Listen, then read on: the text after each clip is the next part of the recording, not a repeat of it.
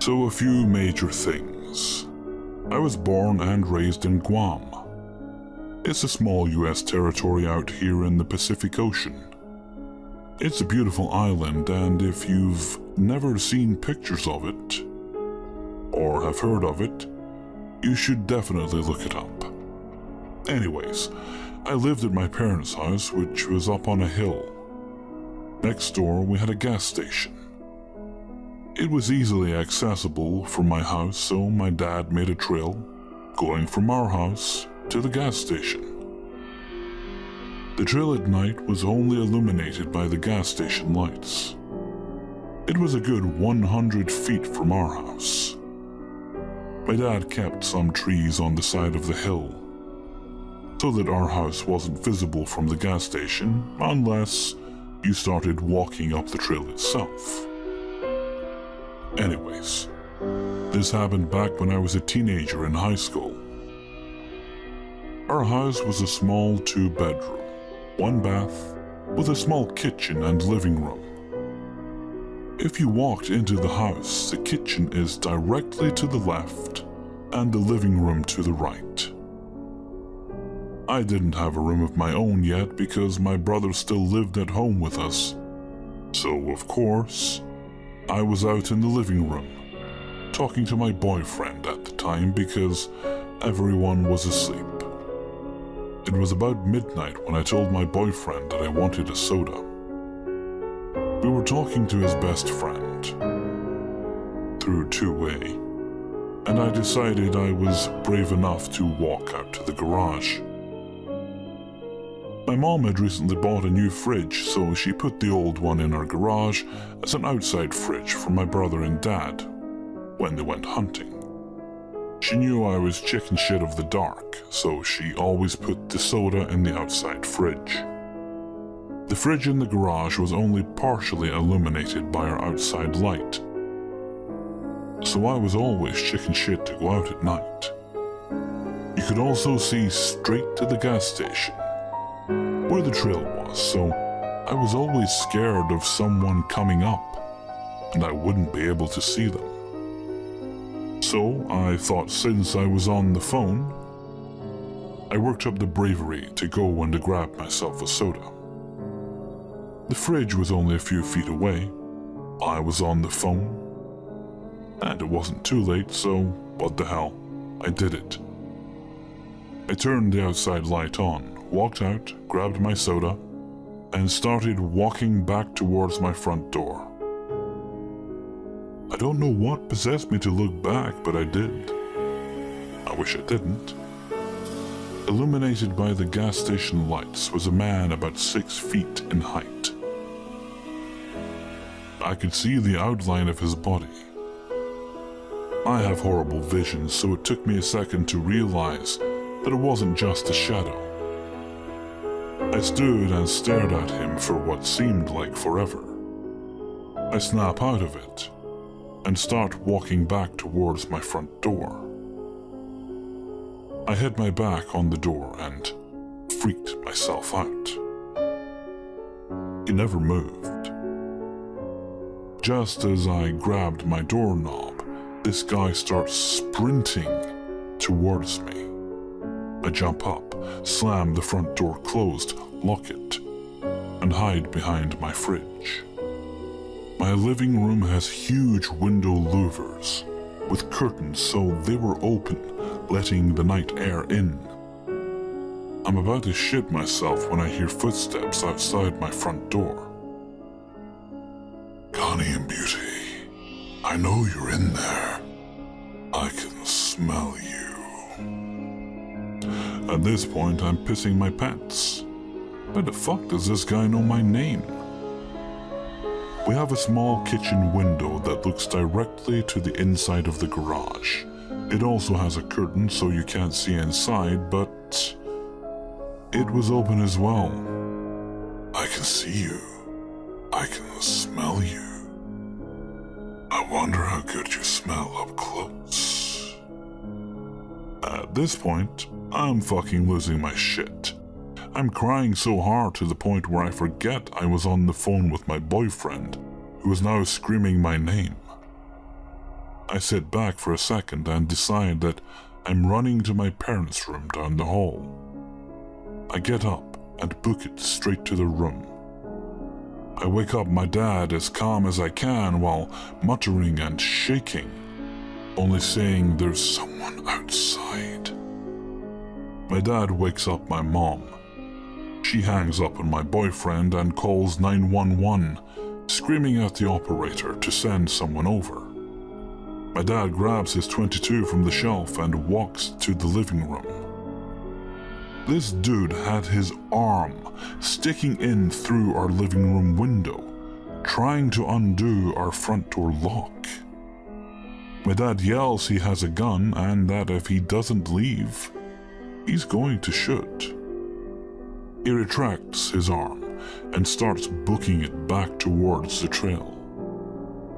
My dad runs out after him, but when he makes it to the trail, the guy is nowhere to be found. To this day, I keep all my windows locked, and I never go out at night by myself.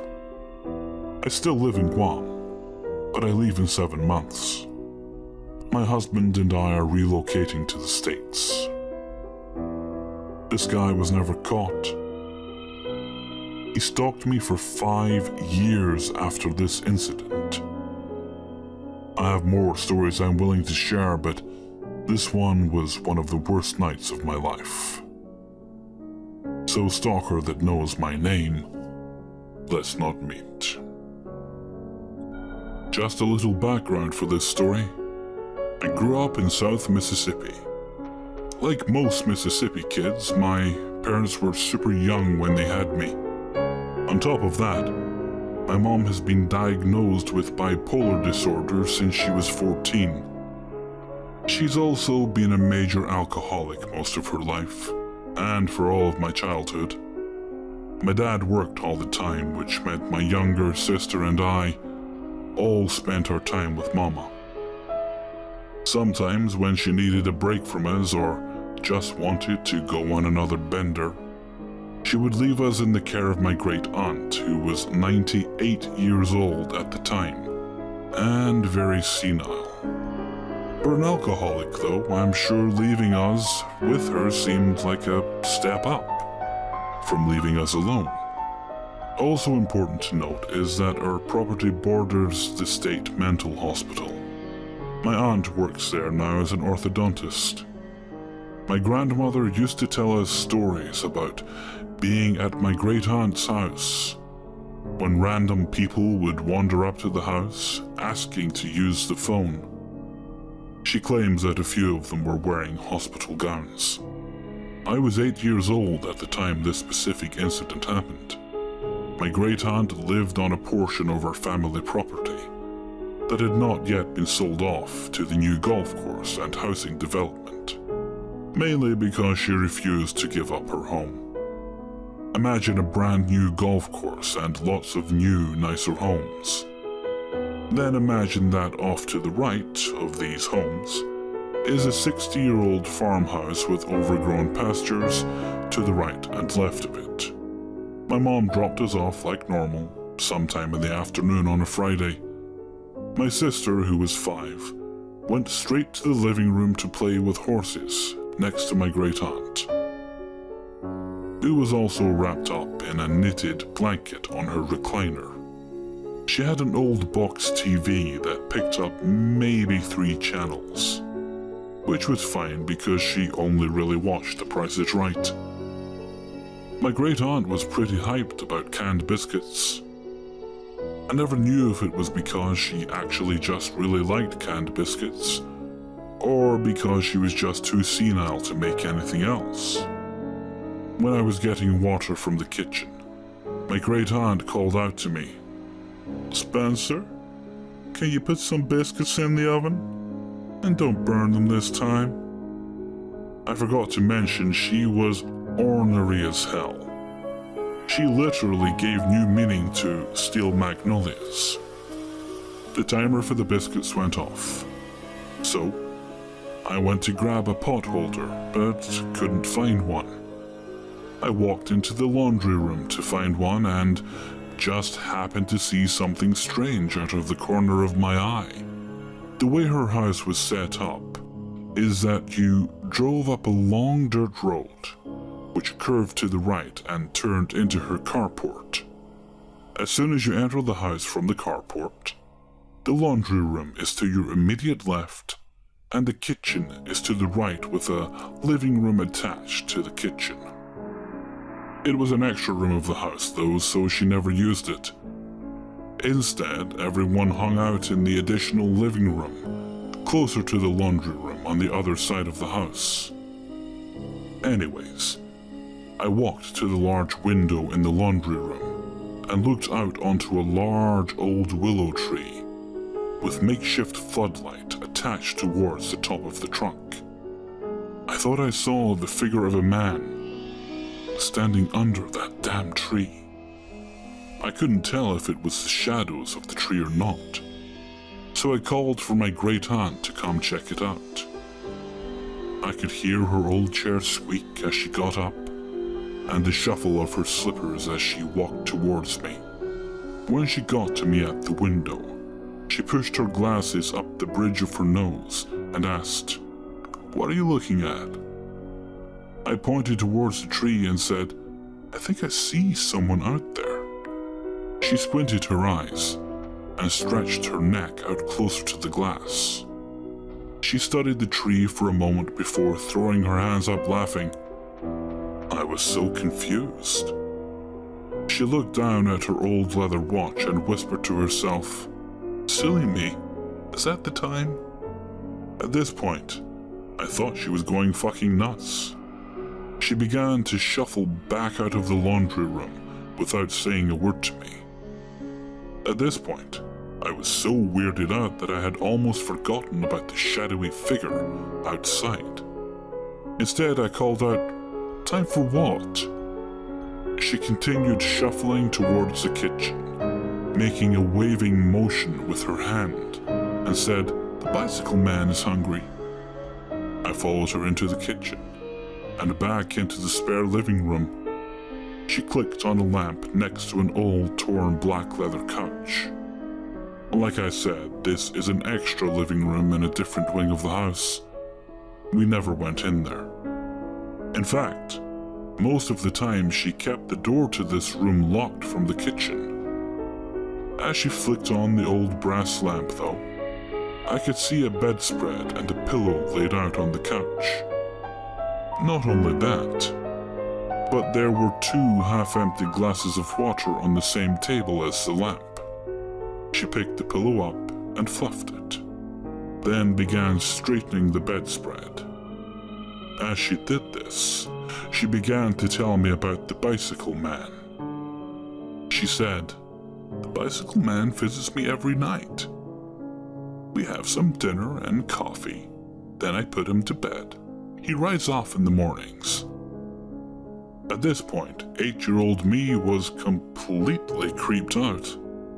I could feel my stomach sitting at the back of my throat, and I began to feel my muscles tremble. I walked quietly back into the laundry room, crawling on my hands and knees so as not to be seen from outside the window. I put my hands on the window sill and pulled myself up enough to peer out. The shadowy figure was nowhere to be seen. I stood up and checked the lock on the window. I then began locking all the doors and windows. Luckily, my great aunt didn't see me do this. She had already settled back into her chair. I closed myself in one of the spare bedrooms and pulled the house phone in with me. I desperately tried calling my mom on her new Nokia brick phone, but to no avail. I didn't know my dad's work number, and this was before he got a cell phone. I made my sister share the bed with me that night, and lay awake still as I could, slowing my breathing so that I could still hear whatever noise he might make trying to enter the house. I don't remember falling asleep. I just remember the sound of my mom clanking around in the kitchen the next morning. As soon as I realized what time it was, I hauled ass into the kitchen and explained what happened.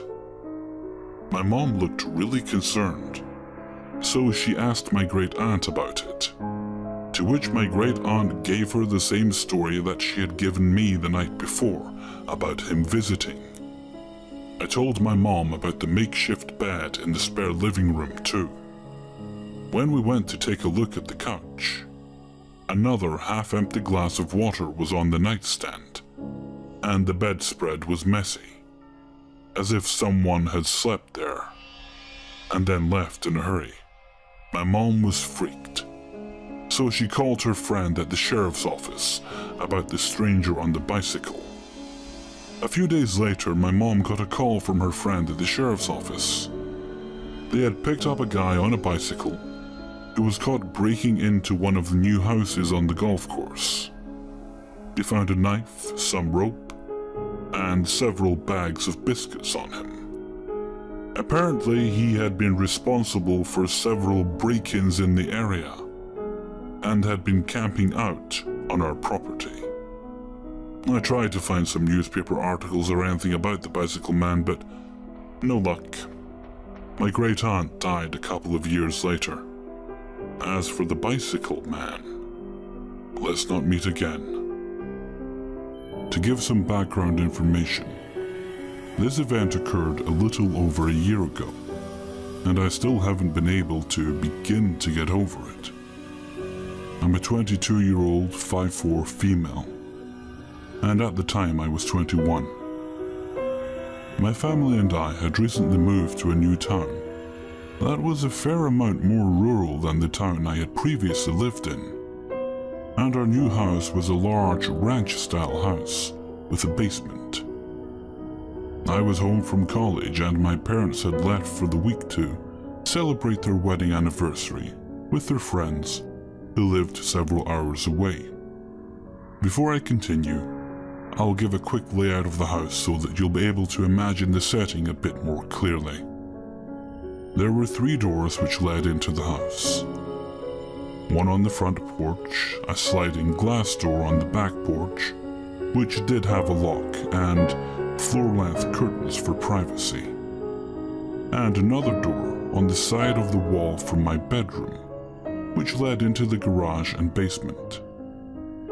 When you walk out of my bedroom and turn, you can see all the way across the house, kitchen, living room, dining area, to the door of my parents' bedroom and the stairs leading up from the basement. It had been a couple of days since my parents left, and I hadn't had any problems. They had sent me a couple messages on Facebook letting me know that they arrived to their friend's house safely and were having a good time.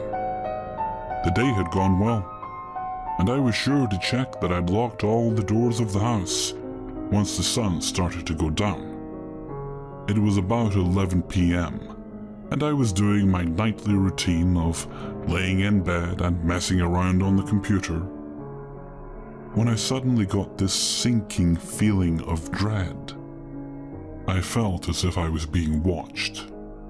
It was summer, and we didn't have AC, so I had a large box fan in the window blowing the cool night air into my stiflingly hot room. But once that feeling settled over me, I decided that I should remove the fan and close the window, just in case. Once removing the fan, shutting and locking the window, and pulling down the curtain, I felt a bit better. However, I still couldn't shake the feeling of dread. I lay back in bed and tried to continue what I was doing, though I didn't put my headphones back on. After a few minutes, I began to hear something that sounded like light scratching. I sat still in bed, listening to the sound, trying to pinpoint what it was and if I recognized it at all. Our new house, although relatively close in distance to our neighbors, had a fair amount of forest around it. So I thought the scratching may have been an animal or someone's dog that got loose and wanted to come inside. After a few minutes, scratching stopped, and everything returned to silence. So I figured that I was probably right and that it must have been an animal. My relief was short-lived, as soon after the scratching stopped, from the other side of the wall I began to hear slow footsteps descending into the basement. This is when I knew I was completely fucked. There was no way I could get out of the house without walking past the basement stairs. We didn't have a house phone, and at the time I was in the process of getting a new cell phone because mine was broken beyond repair. I sat there for a few seconds, wondering what the hell I should do. I knew that I would need to get out of the house as soon as possible, and that the more time I wasted, the worse it would be for me. I contemplated popping the screen out of my bedroom window and jumping out, but it was far enough off the ground that there was a good chance I would end up getting hurt if I did. Not to mention that if I jumped out the window and hurt myself, I wouldn't be able to run for help, and I would be right next to the door that whoever was in my house had gone in through. So I decided to very carefully and quietly open my door and peek around the corner. And if the coast was clear, I would make a mad dash for the front door and sprint to my neighbor's house. I very slowly opened my bedroom door, letting my eyes adjust to the darkness of the house before creeping around the corner and looking to see if I was safe to make a run for it. What I saw nearly made me vomit. As my eyes scanned the house, I noticed that something was off. I squinted hard as I looked over the basement stairs and was able to make out the shape of a man. What made it worse, he wasn't just standing at the top of the stairs. He was fucking crawling up them like some kind of nightmare creature. I quickly backed into my room again, shutting and locking the door as quietly as I could. I didn't think he'd seen me, but there was no way that I was going to make a run for it now. My only choice was to pop the screen and jump out the window. As I was unlocking and opening my window, I heard the handle to my bedroom door turn. Once the man realized that it was locked, in a sickeningly sweet sing-song voice he could, "I know you're in there."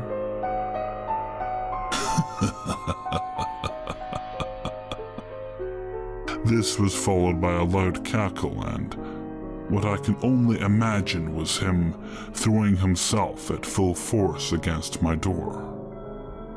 I ripped the screen out of the window and flung myself out. I landed wrong on my right foot, and I was sure that I'd hurt my ankle, but at the time I couldn't think of anything other than getting as far away as possible. I got up and ran as fast as I could to my neighbor's house, knocking on their door in a panicked frenzy and ringing the bell over and over. I looked over at my house as I was yelling for my neighbors to let me in, and I swear to fucking God, I could see the man standing at my window, waving at me.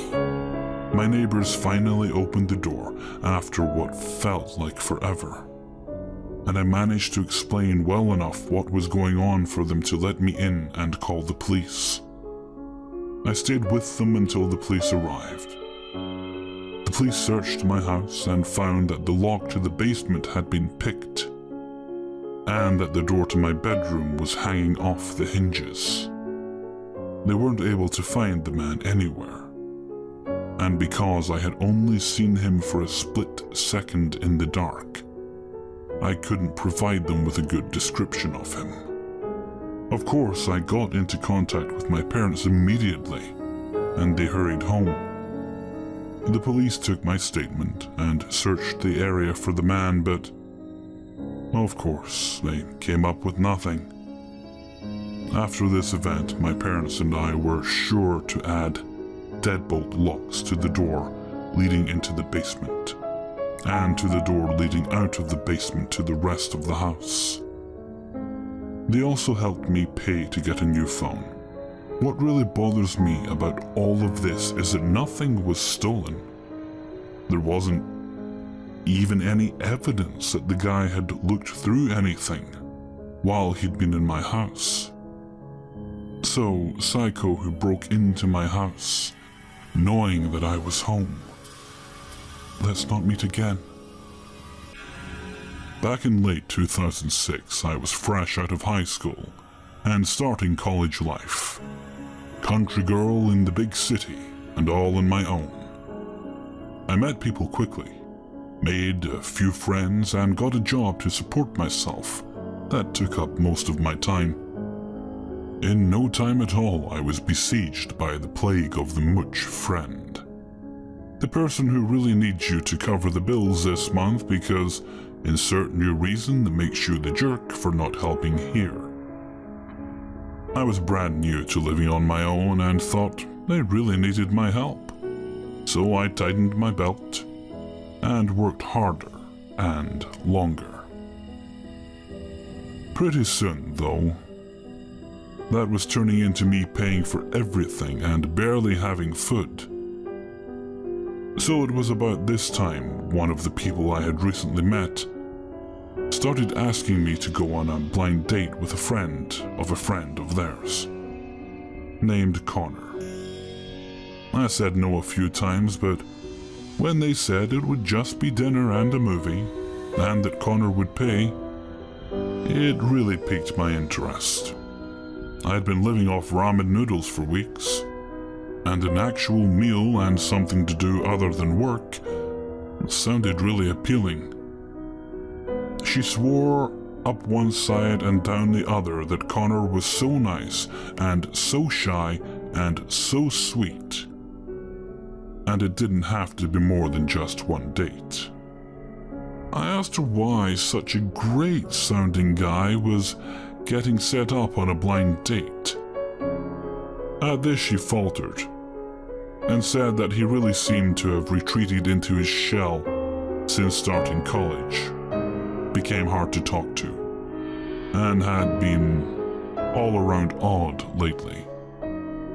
They thought a nice night out with someone would bring him back out of his shell and help him adjust to the enormous life change that is college. I reluctantly agreed, and she immediately set up a time that very night, as it was my first day off in a while, and we didn't know when I could be free again. Connor responded that he would pick me up outside a local ice cream shop in his red car. This was important since I didn't have a cell phone, so that was how I would know it was him. I went to the ice cream shop, and after being 20 minutes late and starting to feel like I should just walk home, the car pulled up way too close and Connor stepped out. He was around 5'6", with a bowl cut, blonde hair, big round glasses, and a polo shirt. He ran around to my side and opened the door, placing a hand on the small of my back and telling me to get in quick or we would be late. My first red flag had popped up, but I just figured he was a jerk and was happy that I would only be around this guy for a few hours. We started driving and he immediately started asking me questions and wanting to know all about me, and I was happy to oblige, as he was not really adding to the conversation and it felt awkward when no one was talking. I didn't see anything personal, mostly funny stories and anecdotes. I knew better than to give out all kinds of information to someone I just met. After a while, I realized I had no idea where we were. Not in a way you feel when you are in a new city and the streets become unfamiliar, but in a way that I was not sure anymore when the last time I saw streetlights and road signs was. I realized then that he was keeping me talking just as long as possible so I wouldn't notice where he was driving me. I was alone in a car with a guy I didn't know, driving who knows where with no phone, and a bunch of roommates who probably wouldn't notice me missing until the bills were due. I felt like such an idiot, but I knew I had to berate myself after this was over, and needed to get my head in the game now. I decided to play along like I was still oblivious, and asked what movie we were seeing, and what kind of food after, and how he knew my friend who set this date up. Just lots of things to keep him talking and distracted while I looked for a road sign and gently felt for the unlock button on the door. Suddenly, a sign popped up in the distance for a gas station, and I figured I could tuck and roll out of the door and run inside for help, if I could just find the button to unlock the door. Just then the car stopped and Connor threw it into park and jumped out just as someone else jumped into the back driver's side seat. He shut the door and turned to the man in the back seat, which was great for me because I could now look for a button and unlock the door without him noticing. I found the button, quietly pushed it, and pulled the handle, hoping to do this quietly as possible to maybe gain some ground to the gas station before they noticed me. I pulled. No response. I pushed on the door while pulling. No response. I checked the button again and tried again. No movement from the door. It was at this point I realized I wasn't getting out of this car unless it was from the driver's side. All the while this is going on, Connor is having a loud conversation with the guy who jumped in the back, who is apparently his drug dealer. Yeah, suddenly all that stuff about him acting weird since college made a very loud click, and from what I gathered, as I was trying to open the door, Connor had developed quite the habit. Apparently he owed his dealer money for cocaine, and was using me as leverage to hold on to while he went and got them the money. What the fuck? Luckily, this was full of, "I swear I'm good for it," and "I'll be back in a few minutes," repeated several times, and were loud enough to mask my fumbling with the door. Connor ran into the darkness of the woods we parked next to, and it was just me and the dealer in the car. I stared straight ahead, so there would be no problems about me having seen his face later, should it come up. We sat in silence for what felt like forever, and then he says, and I will never forget this, "Hey honey, want to go out back behind the gas station and blow me for some coke?" I was not sure what to say to this, so I went with my first response, which was a high-pitched and musical, "Oh, thank you." To my unending luck and this man's credit, he proceeded to bust a gut laughing, which made me laugh too. He then said, "Damn, girl, you got like self-respect and shit." To which I once again didn't know how to respond, so I just shrugged and said, "I try, sir." Which made him belt out a long, loud laugh again, and we both ended up chuckling for a few minutes. He then asked, "What the hell is a chick like you doing with this guy?" I didn't know how to respond, and so far things have been going all right. So I just told him everything I told you. He even asked if I tried to jump out of the car when it stopped, as that would have been the sensible thing, and I told him I tried, but my door didn't seem to open from the inside because, at this point, what have I got to lose by lying? He then said something I really didn't think I'd hear. He said he was sorry. Apparently, ever since college had started a few months ago, he had been going to the same one as Connor, and was dealing on the side to make ends meet until he got his degree, and didn't need to anymore.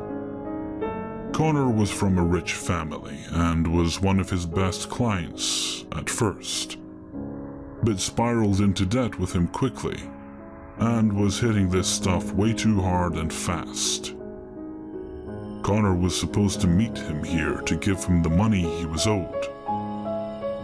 But when he got into the back seat, this guy jumped out of the front, made a million excuses about how the money was coming in just a few minutes, and had ran off into the woods with me still in the car. At this point, I had no idea what was going to happen next, and was about to ask how long we had been waiting, when a hushed argument and stomping sounds became evident from the woods in the direction Connor had run off to. Out pops a much taller guy dragging Connor along to the car window, and begins breathlessly apologizing for the actions of Connor. He said Connor was an idiot, and this was all a big mistake, and handed the dealer something. I imagine money, as he said it was all there and a little extra, and that Connor would not be bothering him again. The tall guy opened the door for the dealer, who got out, less than happy with these guys, but content with his money. At this point, the big dude introduces himself as this guy's roommate, Kyle. When Connor had come back to the apartment, it had popped a red flag, as he was way too cheerful for someone who had left a few hours prior, shaking at the thought of paying off his dealer. After a little questioning, Connor said he had decided to pick up a girl and leave her in the car with the dealer to pay off his debts. Kyle was rather irate at this, and wanted to know how exactly that was going to pay off anything, and exactly what was wrong with him. Connor said you saw drug dealers take chicks all the time on TV, so this must be a valid form of payment. Kyle then began to beat up Connor, and demand to be taken back to wherever he had dropped off the car right now, but not before making a stop at the ATM for the dealer's money. Connor protested, but Kyle smacked him around a bit until he saw the light and, after making a quick ATM stop, marched him through the woods back to the car to pay the dealer and get me home. He told me this while repeatedly hitting Connor in the back of the head as he drove me back to the city, exclaiming things like, "Whatever made you think kidnapping some girl was a good idea? And did you think you would just magically never see your dealer again? You have a class with him on Monday, dude." He then made Connor apologize as well, and we sat in silence for a while as I wondered how I ever, in a million years, got lucky enough to get kidnapped by a complete idiot, who had the nicest drug dealer on the planet, and a roommate that doubled as an aggressive Jiminy Cricket. They dropped me off as soon as we hit downtown, as I didn't want them to know where I lived. I thanked Kyle profusely as I got out, and he said it would be all good if I promised to never go to the cops about it, since they had futures and whatnot. I said no problem.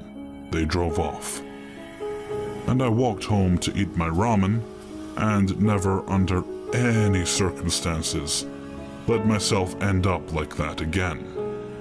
All in all, a great ending, as long as I never meet any of them ever again. This takes place during our vacation to New Orleans, LA, in January of this year. It isn't exactly a horror story like some others on here, but it still gives us the chills to this day. My girlfriend and I had found a dirt cheap flight and hotel package to New Orleans, so we decided to jump on it. We both loved that city, so going there for under $150 round trip for both was a steal. Our vacation was planned for 4 days, but we had so much fun and had saved so much money, we decided to look up the possibility of staying one more day. With our luck still going strong, we found another deal online. We were able to exchange our flight for the next day, and we found a room for $50 that was just across the street. We had another great night, and then headed in around 2 a.m. Knowing we had a flight, we didn't party as hard that night. We both woke up around 7 a.m. and decided to explore the city one last time before heading to the airport. We went to the park and found someone who was selling weed.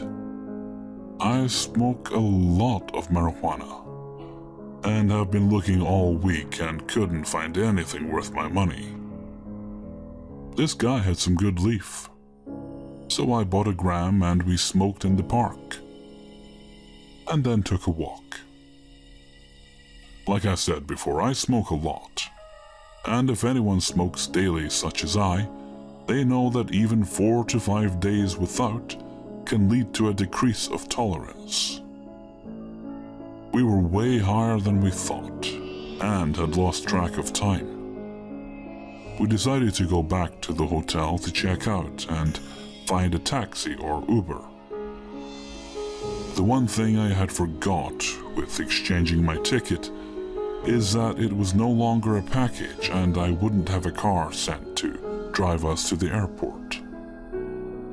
My girlfriend began nagging me that we should have done this the night before, and I assured her that we would be able to get one with no problem because it was a Tuesday morning.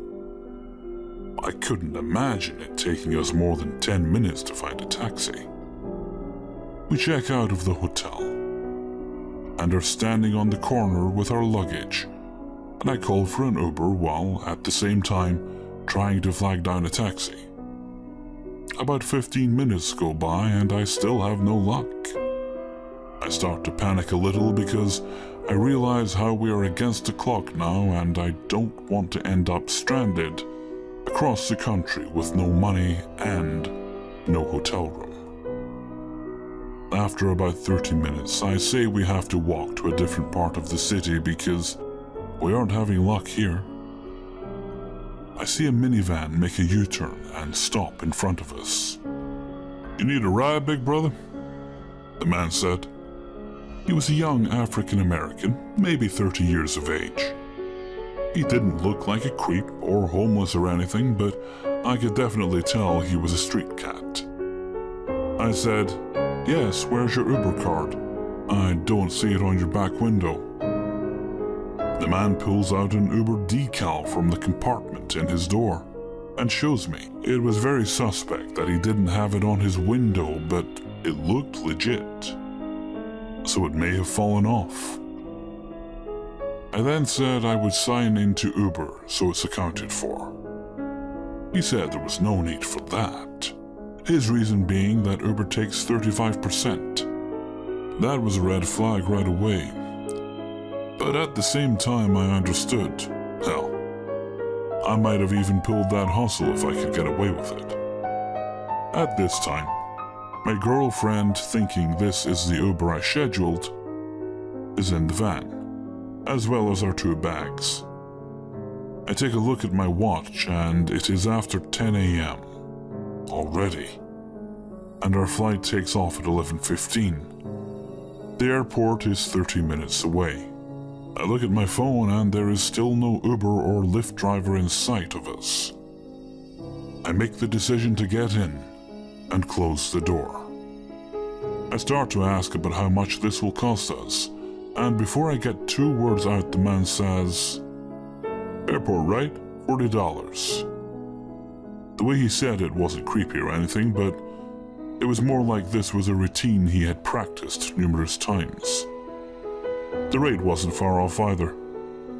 The taxi that drove us into the city was $35, so I was banking on an over-under of a $5 difference. We start driving through downtown towards the freeway, and I'm really in a state of mind that this is just a guy trying to make an honest dollar under the table. I see that sign that prompts us to get in the right lane to enter the entrance ramp. We transition to the right lane and pause at a red light. I hear the accelerator vibrate as soon as the light turns green. But I notice we veer right on the service drive, avoiding the freeway. "Hey man, we need to take the freeway, right, to get to the airport?" I said to the driver. "Shortcut, big brother. Don't worry, I'm born and raised, I know where I'm going." At this point, I text my girlfriend telling her that I think I made a major mistake. I start analyzing the outcome and his motives. I came down to 3 scams he was looking for. A, he was going to up the rate and charge us something absurd like $100 or something. B, he was going to use our credit card with his swipe, and then use my info as some type of credit card fraud. Or C, he was just going to flat out rob us of our money and luggage. I'm looking at the man through my peripheral when I see a holster on his hip. I didn't directly see a firearm, but I don't see many people with an empty holster just for style. I was sitting in the right seat, behind the front passenger. She was on the left. I didn't want to make it suspicious that we were texting, and I knew he could see my phone. I sent a text to a group chat I'm in and told them what was going on. They were 2,000 miles away, but I wanted at least someone to know of the situation. I secretly opened Google Maps and started tracking our direction. We continued driving, and I see through my app that we should be within 10 minutes of the airport. But we are not going the best route. My girlfriend makes a genius decision at this time, something that probably kept us out of real trouble. She tells the driver, "My credit card has had a lot of disputes down here, and I'm down to my last $40. I cannot afford the ATM fees." I see my bank down the road. "Can we stop so I can withdraw?" I see the man's eyes furrow, and he mumbles something to himself. I then tell the man, "My Uber card is through Apple Pay. I don't physically have the card, so yeah, we're going to need to stop. Also, can we make it quick? We can't miss our plane." The driver agrees and pulls over, but on the other side of a disconnected parking lot. It was daytime, but this parking lot was out of sight from the main road and towards the windowless side of the bank. I tell the man that there's a drive-through ATM, but he tells us that his minivan won't fit and she can just go in. I tell her to go in and make the withdrawal so we can come back and speed to the airport.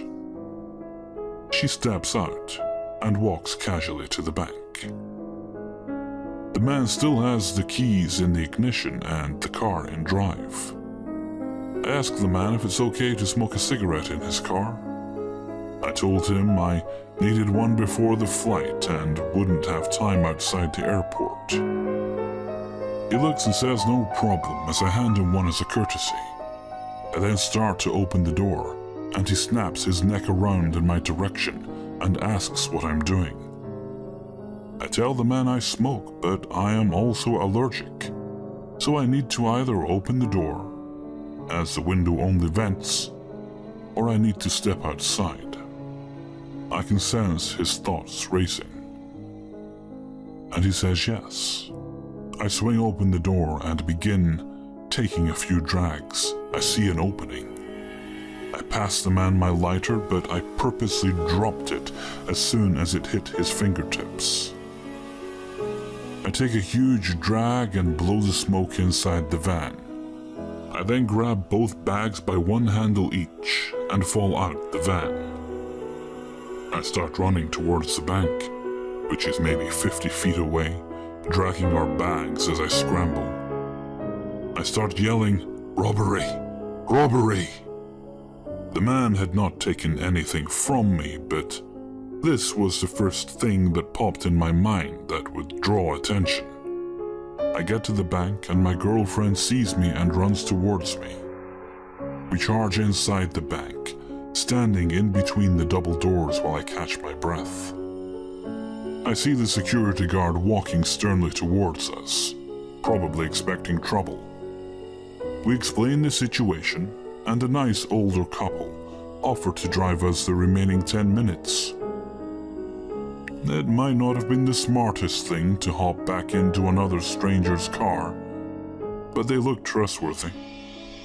As we left, I overheard someone say, "Tourists got hit with the Uber scam." Apparently, this is one of the biggest scams going around there, where people who pose as Uber or Lyft drivers will demand hundreds of dollars before eventually driving to a secluded place, before driving off. We got to the airport, gave the couple the $40, which we had to literally throw in their car because they refused to take it. We rushed inside the airport. We flew home with all our bags, a great vacation, and a wake-up call about trusting strangers. So, fake Uber driver, trying to make a quick buck.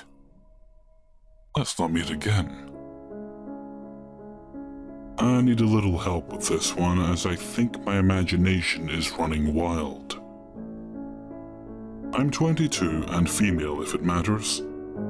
I recently moved into my tiny one-bedroom flat in April of this year. It's 5 minutes away from where I lived with my parents. I know the area well, and felt it was a good area to try living on my own before committing to a mortgage. The building I live in is set out oddly. It's comprised of 8 flats. I'm basically in the middle with one below, above, and on either side of me. Pros, don't have to use my heating much. Cons, noise, lots of it. And being unable to install my new dance pole, cause, neighbors. The flat to my left was vacant until the beginning of this week, which brings me to my story. At the beginning of the week, I had heard large amounts of banging coming from my living room wall, and naturally made the assumption that it's no longer empty. It was only yesterday I had the displeasure of physically meeting my new neighbor. I'm currently studying to be a nurse, and due to breaking my foot, I work long freaking hours to catch up and graduate with my class. September can't come quickly enough. I had just returned home from the hospital and got out of my car to walk down the small flight of stairs to my gate. Being a beautiful day, my new neighbor Paul was sitting outside of his front door with his brother and nephews. His eyes lit up when he saw me, and he introduced himself with enthusiasm. I returned the introduction to be polite, and he asked me about the neighbors in the block. Being that I don't know them, I told him what little I knew and made a move to go to my door. The following conversation occurred. Paul: "Is your flat as small as mine then?" Me: "Yeah, well, I can hardly fit me in it, let alone anyone else." At this point, Paul's brother pulls out the waistband of his joggers and mutters something along the lines of, Well, if you can't fit in there, I'm sure you can fit in here. He grinned at me with rows of rotting teeth. I held my vomit well, Reddit. At this point, I wasn't exactly sure what I'd heard. So rather than calling him out on something my deaf ears might not have picked up correctly, I chose to let it slide. Well, I'm not planning on living here much longer anyway. I need somewhere bigger. Paul, why'd you need somewhere bigger if you live on your own? To be honest, I don't plan on living alone for much longer. This is true, although I'm moving to a bigger place, things are taking a rather romantic turn with my friend. I expect not to be alone much. Paul at this point runs his eyes from my head to my toes, stopping for far too long on my chest. Paul, well, I'm sure I could help you out with that. You're hot. Is the view from your bedroom window the same as mine? Maybe I can come in and check. At this point, I'm bricking it. There's two grown men, and broader than me, on God knows what. I had the track marks, rotting teeth, and pinpoint pupils, who could easily overpower me. I decide to nope the fuck back on into my flat. No thank you, I'm leaving now. I turned and got through my gate, which Paul complimented. I told him it's for keeping reprobates out of my property. He called me hot again, and I slammed the door and locked it behind me. For the next few hours, I was double and triple checking that I had actually locked it and not imagined it. I settled around dinner time, but then heard my gate move, and my door handle moving up and down twice. I froze. It was like someone had poured ice down my back. Whoever it was left quickly, towards the direction of his front door. I spent most of last night awake in my bed, terrified to move just in case whoever it was came back. Unfortunately, my new pole got delivered today while I was on shift. According to UPS, Paul was more than happy and enthusiastic to take it in. No doubt of what it is, as the company name is plastered over the box. I went over to retrieve it, keys slotting between my fingertips, just in case. He tried to take it to my flat, but I swiped it off him, hoisted it up onto my shoulders, and promptly told him I could handle it. He looked shocked, as he could barely lift it off the floor. Yes, dude, I may look like a chunky monkey, but I'm built under it. I locked myself in again, but as it's been another beautiful day, I decided to sit out front with a book and my iPod. Bad idea.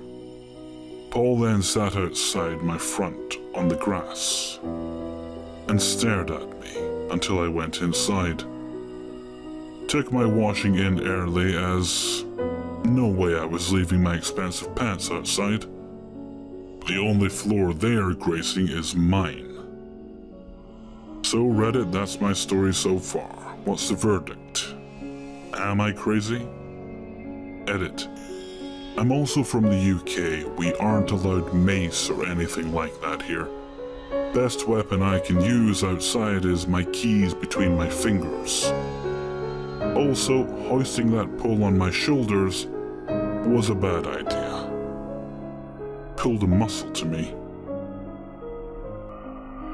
When I was 5, my parents signed me up for football. We lived in a lower middle-class neighborhood in Alabama that was big enough to support Little League teams in multiple sports. There were 20 kids on my team, and we practiced at a park in our neighborhood. We played against school teams, travel league teams, you name it, and we beat the brakes off them. I always believed the reason we had a good team is because we all lived, played, fought, and traveled together. It was kind of, you fuck with me, you fuck with the whole trailer park mentality, if that makes sense. When I was 8, in 1988, our team won the city championship, and then the regional tournament championship. Our whole neighborhood threw a massive block party for us. They cooked a pig in the ground, hamburgers, hot dogs, the whole 9 yards. It was a massive party. I remember my dad going to the local Air Force base to buy beer in bulk at a discount to supply the parents. The day of the party, we were in the park where our practice field was located, doing what little boys who've played 18 football games in 20 weeks do, playing more football. We had divided up into 2 teams of 10. We recruited a couple of little brothers to help get as close to 11 per team as possible, and having a great time. As I mentioned, this was a lower middle-class neighborhood. Many of the houses were built in the 60s and 70s and were populated with working-class folks. There were some rough places within and nearby the neighborhood, but these were the days of free-range parenting. We kind of had the run of the place. We just couldn't cross any main roads bordering the edges. It was a great place full of oddball characters, community mothers and grandmothers, and roaming packs of kids. At some point, the football took a crazy bounce and went down a steep hill on the edge of the park. This particular edge of the park backed up to the back edge of a mechanic's parking lot, and the ball rolled all the way onto the blacktop. My friend Michael said, "I got it." And true to 8-year-old form, I said, "I got it." A race ensued.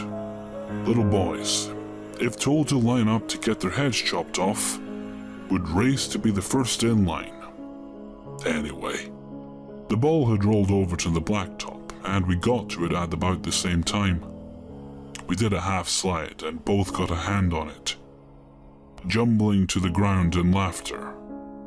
Around that time we noticed there were 2 cars parked at the back of the lot, behind all the cars that were left over the weekend for the mechanic to work on Monday. The 2 cars were parked half facing each other.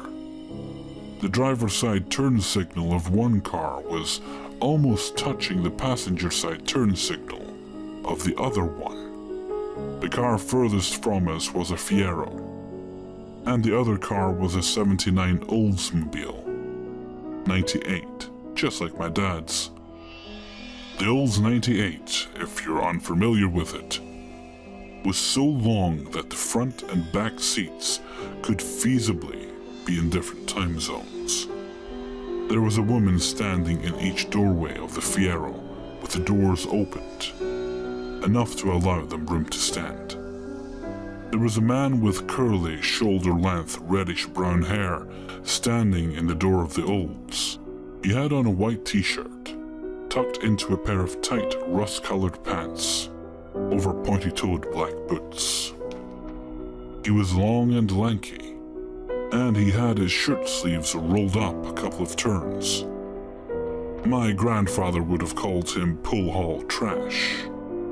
None of them seemed to notice us at first, and the woman in the driver's side door was fairly animated. She punctuated whatever she'd been saying with, "What the fuck ever, Mitchell? Just keep on playing and find out." This seemed to be Mitchell's cue to escalate shit pronto.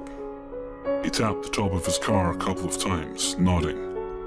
Then he reached into the car and produced a snub-nosed pistol, which 8-year-old me identified as a Kojak pistol.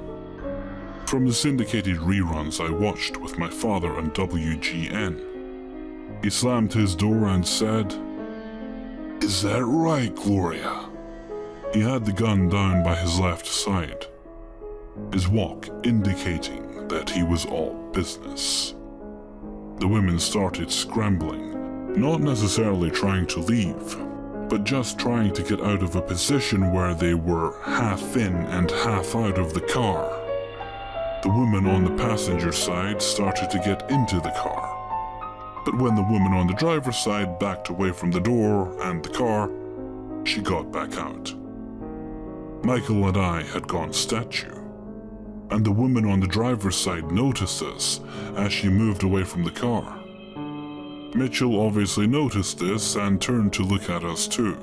I distinctly remember seeing his pointy mutton chops when he turned to us in profile. He turned back to Gloria and said, "Don't matter to me. Tell me again how I'm gonna find out. You tell your man Dingo I still live on the same street, same house. Maybe we all get in the car together, and I'll tell him myself." With this, he motioned towards the car, like a maitre d' with the pistol. The woman on the passenger side of the car, a bit older and presumably the driver's mother, started rattling off something in Spanish, and Mitchell pointed the gun at her. "That's enough talking." Gloria put both hands out in front of her and said, all right. Mitch Branagh, you calm down. I didn't mean nothing. Let's just calm down. Nobody's got nothing to say to you. I just want to leave." She looked at us again, and I realized now that she was perhaps using us as leverage in case Mitchell got trigger happy. Or perhaps she was hoping that he wouldn't start shooting with kids around. Mitch reached up and wiped sweat off his brow with his pistol hand, then said, "Fuck y'all." He strode around the front between the two cars and got in the driver's seat. The two women quickly did the same and peeled out of the parking lot. Michael and I, still both clutching the football, watched as Mitch sat in the car, his engine idling. He looked at us intently for 20 seconds or so, then put his car in reverse. He suddenly started swearing at no one in particular as he looked back over his shoulder. When he put the car in drive and started moving, he began repeatedly banging the pistol against the side of his head and yelling, "Oh, you will you? Is that right? Is that right?" Until he was out of the parking lot and out of sight. Michael and I quickly ran back to the park, and Michael found his father, an MP at the military base, and told him what happened. I think it was the first time I'd ever felt in danger in our neighborhood. Later that year, my parents sold our house, and we moved out into the country, an unincorporated area with a smaller school. I think their belief was that we'd be safer there, which wasn't always the case. A few years ago, I met up with a girl that I used to be friends with when I was in primary school. She was a few years older than me. We met again at the county fair, which I was at, accompanied by my best friends. We talked for a while, and then decided to combine groups and walk around the fair as a clique. She introduced me to her friends. One of them was named Gary. I'm not one to judge, but he was one of the ugliest people I've ever met. He was greasy and unwashed, and basically looked homeless. He seemed nice though, but a bit flirty. My old friend had a crush on him, and from what I heard from her, he was really nice. After a while of aimlessly wandering around and eating junk food, me and one of my best friends wanted to go on one of the rides. Gary ended up tagging along, even though we politely objected. There was only one cart left, and he insisted on all three of us being in said cart. The guy handling the ride said it was fine, so we Billy didn't have an excuse not to go along with it without being rude. So we suck it up and get on the ride, Gary sitting in between us. The whole time, he had his arms around us, acting like he was the shit. Let's just say neither me nor my friend had a good time. After getting off of the ride, we still had a few hours of time to kill. We ended up going on a few more rides as well as visiting a few booths. The whole time we were there, Gary would not give up flirting with me. It was subtle enough that I wouldn't exactly call it harassment at that point, so I just kind of ignored it.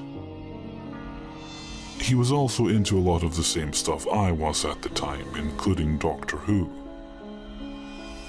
But the way he talked about it seemed fake, you know?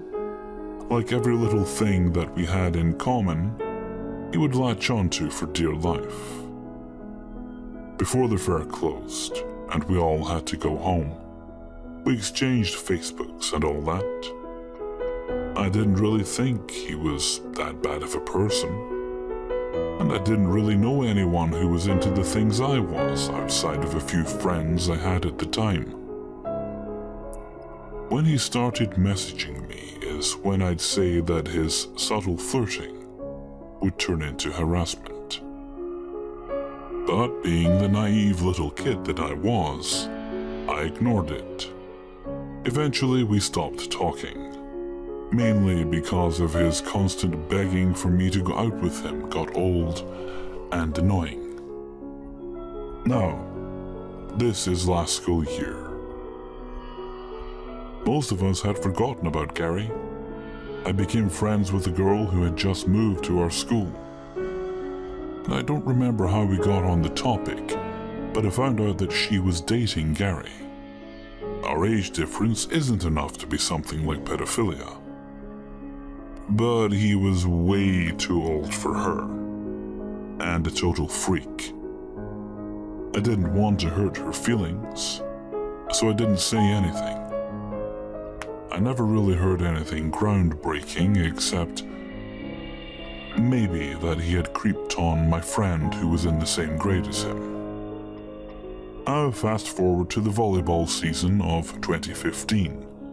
Me and the girl who was dating Gary were on the same team, and we usually subbed out together, and or benched together.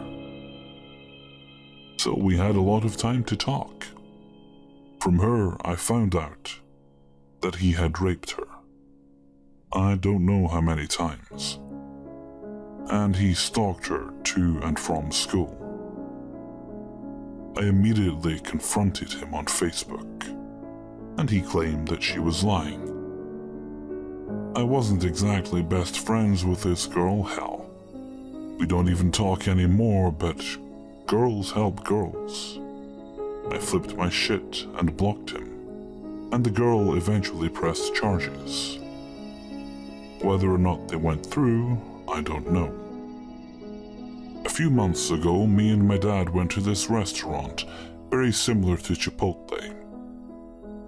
While I was eating, I could feel someone watching me. We were sitting right next to the window, so I figured I was just bugging for no reason. I looked out and saw a family getting out of their stereotypical minivan, and noticed it was just a dad and his sons. They were very generic, and I turned away before I got a look at their faces. I continue eating, as you do, until I get the feeling again. I look around the restaurant and see that the family has sat down, and one of the sons was staring at me. It was Gary, or whom we started calling Scary Gary. You know how when someone is staring at you and you look at them, they usually look away? He didn't. The whole time they were there, he didn't take his eyes off of me. every so often I would look over and make eye contact. But he never looked away. He even went out of his way to walk across the whole restaurant to use the garbage can that was right next to us instead of the one that was literally feet from his table. We left, and I had not told my dad. But I did see him glare at their table. I have not heard from Gary to this point, but there is a possibility that we will have the same classes next year. Pray for me. Let me preface this by saying, I worked for 5 years as a waitress, barista, cook, and eventually as unofficial assistant manager at a tiny independent suburban cafe. This story happens when I was about 17, after working there for 3 years. At this point, I knew about 75% of our clients by name, and it was extremely rare that I met a client I'd never seen before. We mostly had regulars, and I knew a lot of people in the neighborhood, so it was quite rare, but not impossible, that someone I didn't know at all would stop by. At this point, I was so often the only employee in the cafe on slow days, my boss trusting me entirely, and she deserved a few hours off every once in a while. It was an extremely hot summer afternoon, and also one of those aforementioned slow days. My boss had left right after lunch hour, leaving me alone in the cafe for the 2 to 3 hours to closing time. I had the front and back doors open to try and get a bit of a breeze going, since our AC wasn't very good. We hadn't had a single client since my boss left earlier, and I was getting ready to close shop early when a man I didn't know walked in. He was slightly disheveled, but apart from that, he looked very suburban and average. Striped blue polo, jean shorts, sandy hair. He wanted a smoothie, so I suggested a few popular ones to him, smiling amicably and chatting a bit. He seemed very awkward, answering me with short one-word answers and just overall giving off don't talk to me vibes. So I stopped trying to make small talk as I prepared his order, handed him his smoothie, and he opened his wallet wide and pulled out a stack of $20 and $50 bills.